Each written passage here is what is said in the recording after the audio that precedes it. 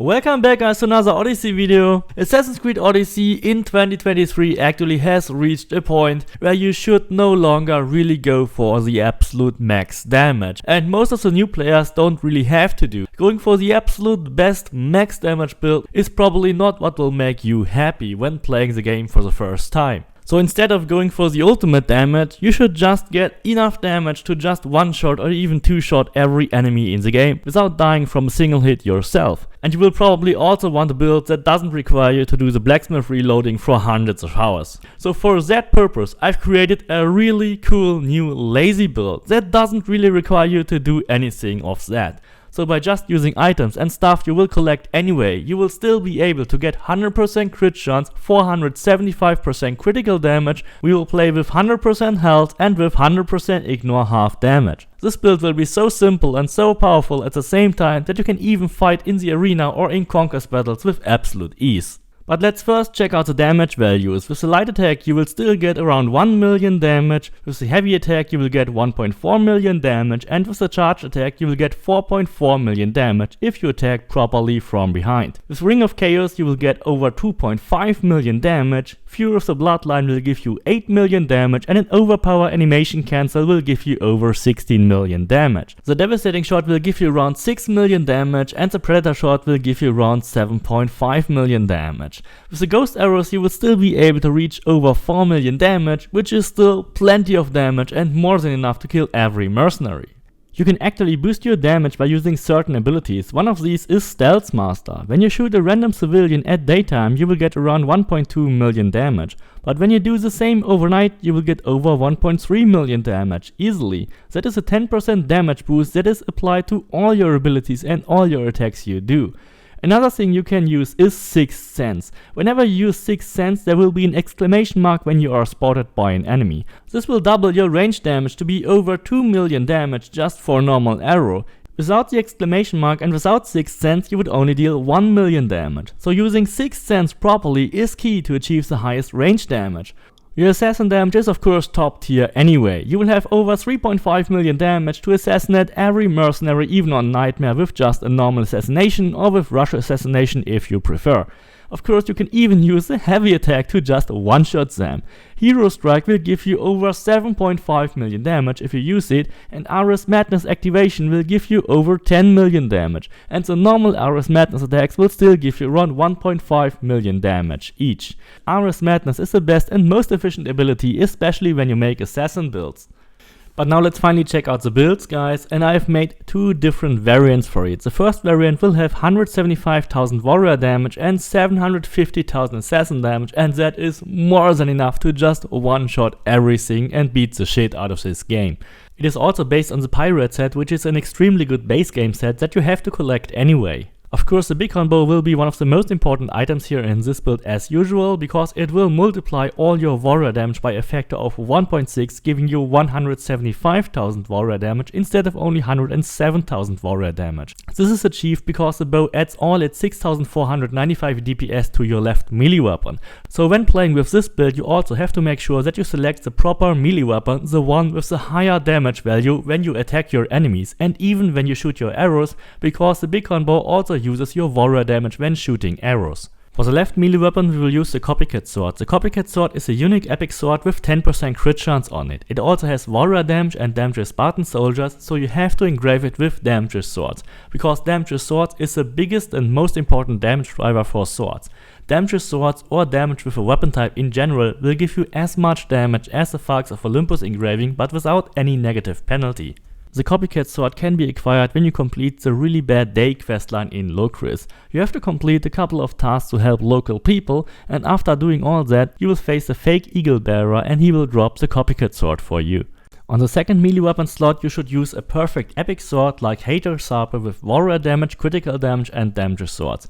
And the best engraving you can use here actually is the convert 50% hunter damage bonus to all damage, because that will convert all the unused hunter damage from using the Bighorn Bow to become usable warrior and assassin damage. You can get Hater Harper when you complete the A Friend in Need quest in Attica. Just make sure you lie to Hater to keep the sword at the end of the quest. If you've already done that quest you can alternatively collect the Sword of Action from the chest in the Parthenon in Athens, or simply use the Milanese sword as a last resort.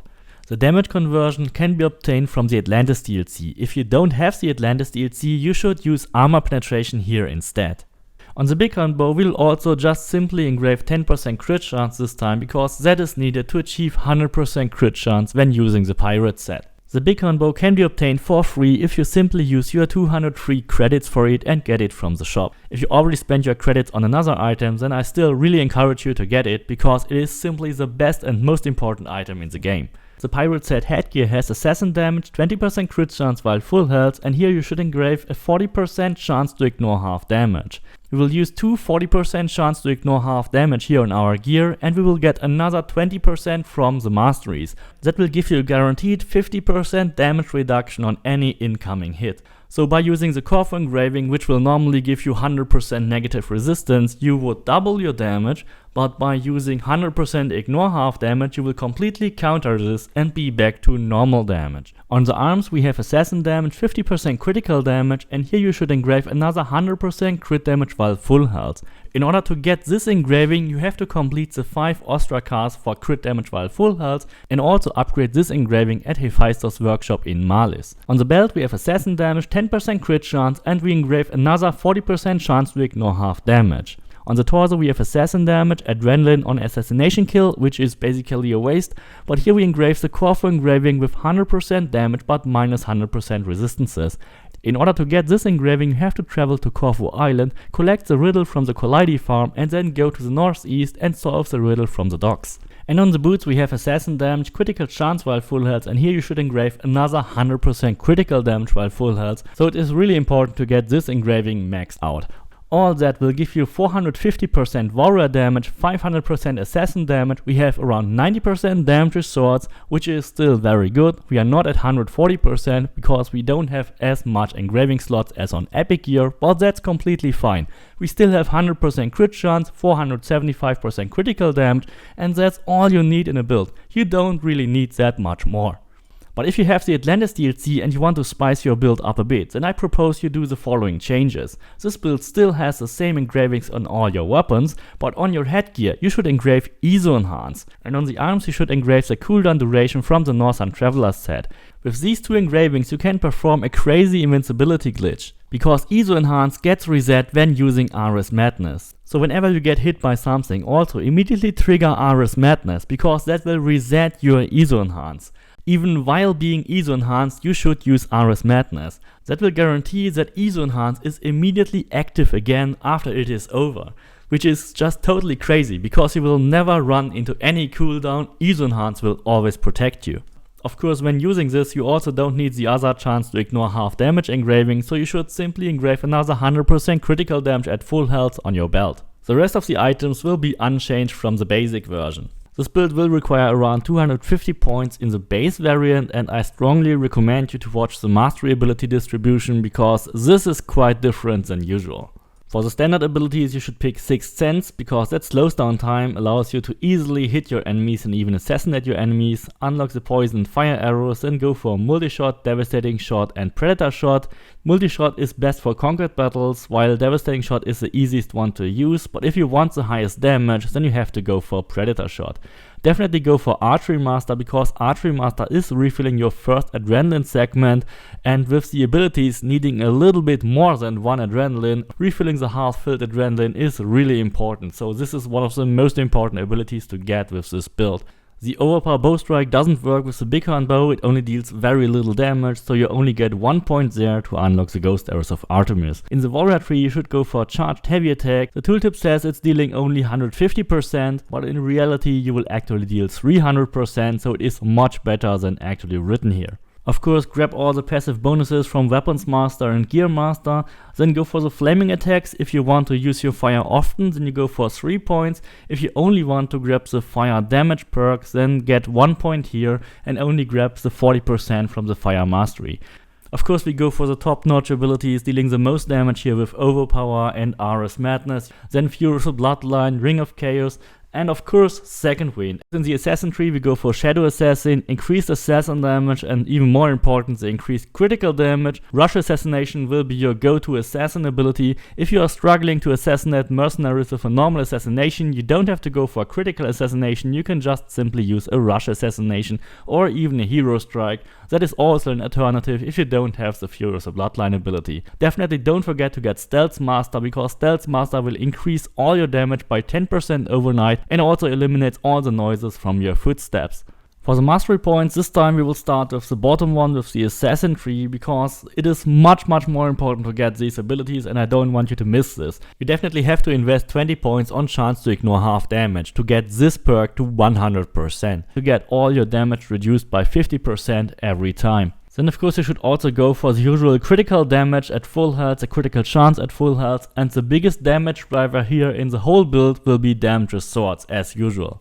Then in the warrior tab you should go for a couple of points on warrior damage. You can spend a couple of points on health and armor, but it is not needed. It will actually benefit your build and your healing abilities. But the must have here is definitely melee resistance. You can spend a couple of points on armor penetration and damage dealt restored as health. But if you are low on points, only really go for melee resistance here in this tree. The rest can be ignored if you don't have enough points. Since we use hunter damage conversion, getting a couple of points on hunter damage also can't hurt. Then definitely go for a crit chance and also use a moderate amount of points on the critical damage and headshot damage. If you have way more than 200 or 250 points, of course you can max out all this stuff. Also get a couple of points on the hunter abilities, range resistance, adrenaline on headshot kill, even a couple of points on damage with hunter abilities. You can also max out warrior damage, max out all the health, armor, resistance, fire damage, armor penetration, also damage dealt restored as health, and even a couple of points on damage with all warrior abilities if you want to. And in the assassin tree you can also go for damage whenever time is slowed down. For assassin damage, max out damage with swords, the critical stuff, damage while full health. Of course, still very important is to get the chance to ignore half damage maxed out. You can also go for melee resistance, a couple of the adrenaline stuff, and then of course health gained per adrenaline spent. I hope you really like this build. Please don't forget to subscribe, leave me a like, and see you next time.